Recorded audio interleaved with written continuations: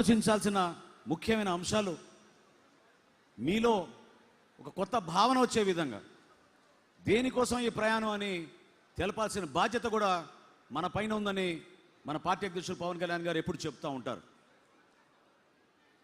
ఒక registered political party నుంచి జనసేన ఈరోజు ఒక రికగ్నైజ్ పొలిటికల్ పార్టీగా ఎదిగింది.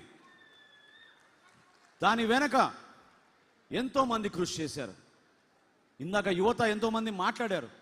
నిన్న మొన్న జరిగిన సేనానితో జరిగిన ఆ కార్యక్రమంలో ప్రతి ఒక్క సామాన్యుడు, కార్యకర్త, వీర మహిళ ఏ విధంగా వాళ్ళు కష్టపడి పార్టీ కోసం నిలబడ్డారో, ఏ విధంగా పవన్ కళ్యాణ్ గారు వాళ్ళని గుర్తించారో గర్వంగా చెప్పుకోగలిగారు.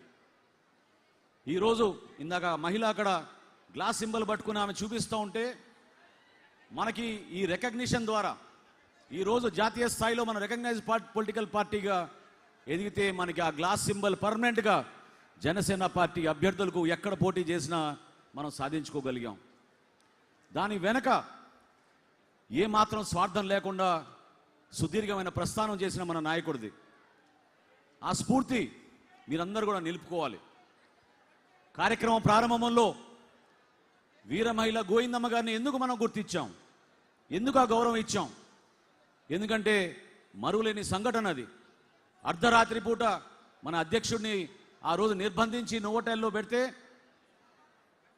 ఆ మహిళ 3 సంవత్సరాల బిడ్డతో వచ్చి నోవోటెల్కి ఎదురుగా సముద్ర తీరాన కూర్చుని రాత్రంతా దీక్ష చేసి పవన్ కళ్యాణ్ గారిని విడిచే వరకు నేను వెళ్ళనని చెప్పి ఆమె నిలబడిన తీరు మనందరినీ కూడా ఉత్తేజపరచాల్సిన సందర్భాలు మర్చిపోకండి.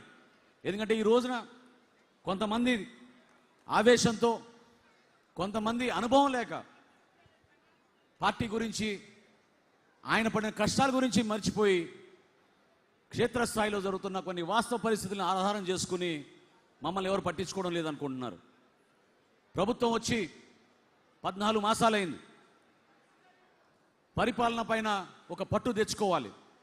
ఎన్నికల ముందు మనం ఇచ్చిన హామీలు, వాగ్దానాలు, ప్రజలకు ఏ విధంగా మనం మాట ఇచ్చామో కూటమిని బలపరుచుకుంటూ గౌరవ ముఖ్యమంత్రి చంద్రబాబు నాయుడు గారు, కేంద్రంలో ప్రధానమంత్రి నరేంద్ర మోడీ గారి నాయకత్వంలో పవన్ కళ్యాణ్ గారు ఏ విధంగా సమన్వయపరుచుకుంటూ కష్టపడుతూ ప్రభుత్వ యంత్రాంగాన్ని ముందుకు తీసుకెళ్తున్నారో మీ అందరూ కూడా అర్థం చేసుకోవాలి. ఏ కార్యక్రమం చేసినా సామాన్యుడి కోసం ఆలోచిస్తారు. ఏ పథకం తీసుకొచ్చినా మీ అందరికీ ఉపయోగపడే విధంగా ఆలోచిస్తారు. ఎవరికి ఇక్కడ స్వార్థాలు లేవు. ఒక్కసారి దయచేసి ఆలోచించండి. మీరు 5 సంవత్సరాలు ఎంత నష్టం జరిగిందో మన రాష్ట్రానికి, ఆర్థికంగా ఎంత వెనకడుగేశాం, ఎంత దుర్మార్గంగా ప్రవర్తించారో, ఏ విధంగా వాళ్ళ అరాచకాల వలన కనీసం ప్రజాస్వామ్యంలో పోటీ చేసుకోలేని పరిస్థితి తీసుకొచ్చిన వైఎస్ఆర్సీపీ పాలకుల గురించి మీరందరూ కూడా గుర్తుపెట్టుకోవాలి. ఒక్కొక్క సందర్భాల్లో మీ మెమరీ తక్కువ ఉండొచ్చు, కానీ మర్చిపోబాకండి. దయచేసి ఆంధ్రప్రదేశ్ రాష్ట్ర ప్రజలందరినీ కూడా నేను సవినయంగా కోరుతున్నాను. ఏ రోజైనా సరే మీరు ఈ కూటమికి ఎందుకంత ఘన విజయం అందించారు, ఎందుకు మీరు మమ్మల్ని ఆశీర్వదించారు, దాని వెనక 5 సంవత్సరాలు జరిగిన ఆ అహంకారమైన పరిపాలన ఏ విధంగా ప్రతి కుటుంబాన్ని ఇబ్బంది పెట్టిందో దాన్ని మీరు మర్చిపోబాకండి. సంక్షేమంలోనూ అభివృద్ధిలోనూ ప్రతి అడుగు మీకోసం ఏ విధంగా నిజాయితీగా మన సామాన్యంగా ఉండే మన కార్యకర్తలు, మన నాయకులు అందించే సమాచారం బేస్ చేసుకుని ప్రతి సందర్భంలో పవన్ కళ్యాణ్ గారు నిలబడతారు. సోషల్ మీడియాలో జరుగుతున్న ప్రచారం, ప్రత్యేకంగా వ్యక్తిగతంగా దూషించే విధానం, దీన్ని మనందరం కూడా తిప్పికొట్టాలి. జన సైనికులుగా, వీర మహిళలుగా మీరు పడిన బాధలు, అవమానాలు బహుశా ఏ రాజకీయ పార్టీలో నాయకులకి ఆ విధమైన పరిస్థితి రాలేదు. కానీ మీరు నిలబడ్డారు, తట్టుకున్నారు. ఈ ప్రస్థానంలో మీరు కదలకుండా నడిచారు.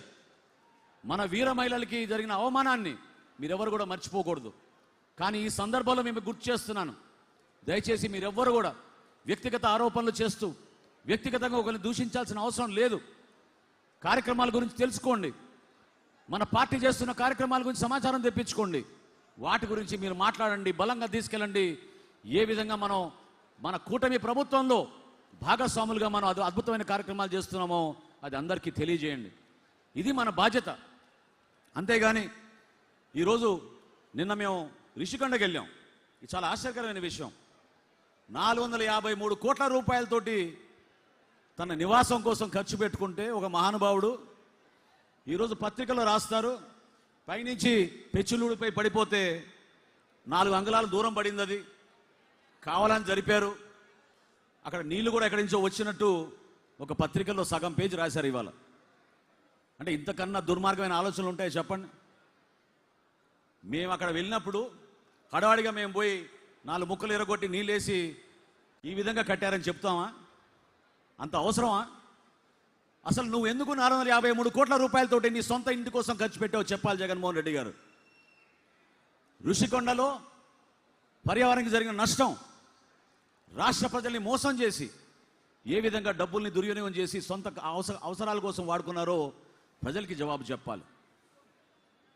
ఇటువంటి దుష్ప్రచారాలు కావాలని కొంతమంది మీడియాలో చేస్తున్న ప్రచారాన్ని తిప్పగొట్టగలిగే శక్తి కేవలం మనకే ఉంది. మన జన సైనికులు, వీర మహిళలు, దయచేసి మీరు చేస్తున్న ప్రతి కార్యక్రమాల్లో పార్టీ అధ్యక్షులు పవన్ కళ్యాణ్ గారు ఇచ్చిన సందేశాన్ని మీరు తీసుకెళ్ళండి. ఎక్కడ కూడా పొరపాటు జరగకూడదు. ప్రజాస్వామ్యాన్ని పరిరక్షణ కోసం, ప్రజాస్వామ్యాన్ని నిలబెట్టడం కోసం, యువతకు ఒక అద్భుతమైన అవకాశం కల్పించడం కోసం పవన్ కళ్యాణ్ గారు ఏ విధంగా ముందుకు తీసుకొచ్చారో మీరు చూశారు.